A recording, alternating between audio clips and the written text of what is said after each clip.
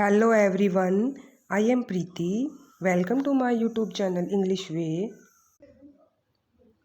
Today we will discuss questions of lesson first from A Pact with the Sun book of 6th class. The first question of this lesson is how did the two baby birds get separated?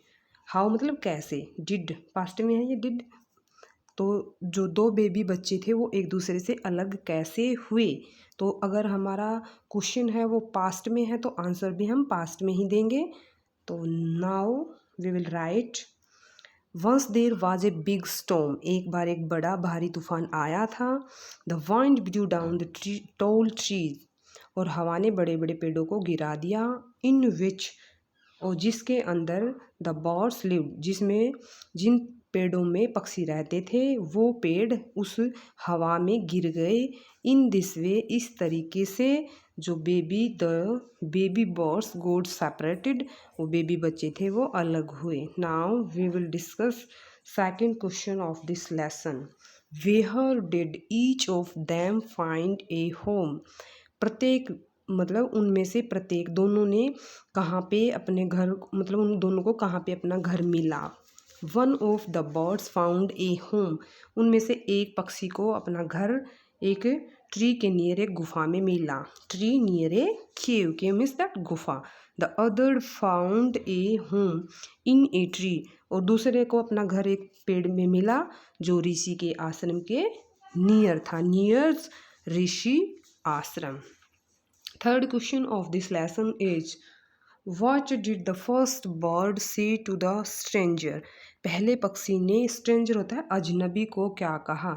तो the bird said quick, जल्दी करो, hurry up, जल्दी करो। There was someone under the tree, पेड़ के नीचे कोई है। Come and take his jewels, आओ और इसके गहने लो। And his horse, और इसका घोड़ा है वो भी लो। Hurry, जल्दी करो, else he will slip, अन्यथा ये यहाँ से चला जाएगा। थर्ड क्वेश्चन कंप्लीट हो चुका है हमारा। फोर क्वेश्चन है जो इस लेसन का, what did the second bird से टू हिम। से टू हिम, हिम किसके लिए यूज किया गया है, किंग के लिए। तो जो सेकंड बर्ड था उसने राजा को क्या कहा। द सेकंड बर्ड से टू हिम, द हिम किसके लिए यूज है, किंग के लिए। तो जो दूसरा जो पक्षी था उसने राजा को कहा वेलकम टू द आश्रम सर, आपका आश्रम में स्वागत है सर। कृपया, प्लीज़ मतलब कृपया, please go inside and rest, कृपया अंदर आए और आराम करें। The Rishi will be back soon, और ऋषि हैं वो जल्दी ही वापस आ जाएंगे। फिफ्थ